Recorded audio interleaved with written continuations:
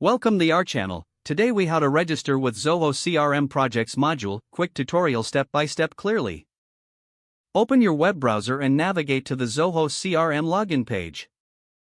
Enter your login credentials and click the sign in button.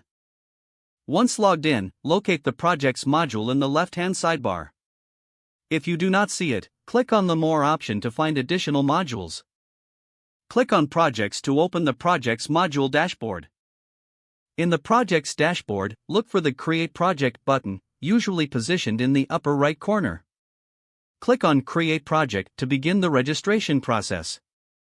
You will now see a form requiring specific project details. Start by entering the project name in the designated field. Next, fill in the project description to provide context. Set the project timeline by selecting the start and end dates. Choose the project status from the drop-down menu, such as active or on hold. If applicable, assign team members to the project by selecting their names from the list. You can also attach relevant documents or files if needed. Once all information is entered, review the details for accuracy. Finally, click the Save button to register your project. Your project will now be created and visible in the project's dashboard.